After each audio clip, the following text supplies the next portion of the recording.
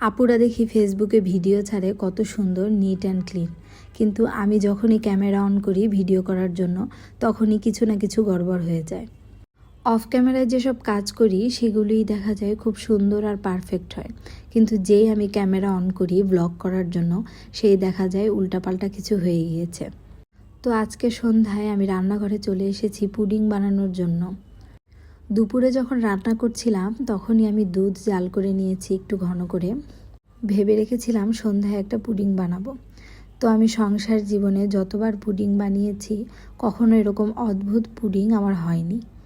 পুডিংটা দেখেই তো আমার মাথায় হাত, হায় হায় এ কি পুডিং বানালাম আমি। আসলে ঠিক কোন ভুলের জন্য আমার এই পুডিংটা এমন হয়ে গিয়েছে আমি ঠিক বুঝিনি। তো যাই হোক, ওদিকে আমি পুডিংয়ের মিশ্রণ বানিয়ে নিয়েছি, তারপরে যে এখানে ক্যারামেল বানিয়ে নিচ্ছি। তারপর ক্যারামেল একটু ঠান্ডা করে মিশ্রণ আমি ঢেলে দিলাম। সব সময় আমি এভাবেই পুডিং বানিয়ে থাকি। প্রতিবার পুডিং যেভাবে বানাই আমি ঠিক আজকেও সেভাবেই বানিয়েছি। আর এই যে এটা একটা পিৎজা প্যান, এখানে আমি পিৎজা বানাই। তো সামান্য এখানে পানি দিয়ে তারপর পুডিংয়ের বাটিটা বসিয়ে দিয়েছি ওভেনে বেক করে নেওয়ার জন্য। পুডিং দেখতে যেমনই হোক না কেন খেতে কিন্তু মজাই হয়েছিল। আর তারপর বানিয়েছিলাম ফুলকপির পাকোড়া। পুডিং আমি ওভেনে দিয়ে এদিকে ফুলকপির পাকোড়ার জন্য প্রস্তুতি নিচ্ছি।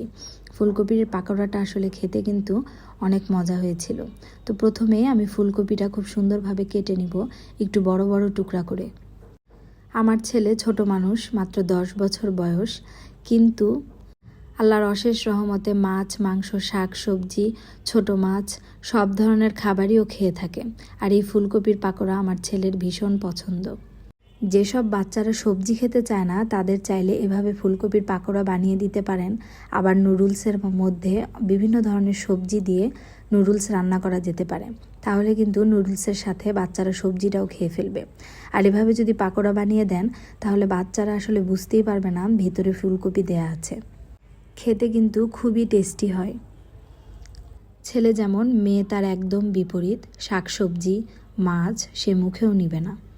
কিন্তু আমি যদি এভাবে ফুলকপির পাকোড়া বানিয়ে দিই তাহলে তো কথাই নেই। খুব মজা করে আর বেশ আনন্দ নিয়ে আমার মেয়ে এই ফুলকপির পাকোড়া খায়। আবার মাঝে মাঝে আলু, গাজর, পাতাকপি এইসব সবজি দিয়েও আমি পাকোড়া বানাই। ওই পাকোড়াটাও অনেক মজা হয়। এভাবে বাচ্চারা টেরও পায় না তারা যে সবজি খাচ্ছে। তো যাই হোক, আমি পাকোড়া সব মশলা দিয়ে খুব সুন্দরভাবে মাখিয়ে নিয়েছি। এবার লোহার কড়াইয়ে পরিমাণ মতো তেল দিয়ে আমি এক এক করে ভেজে নেব।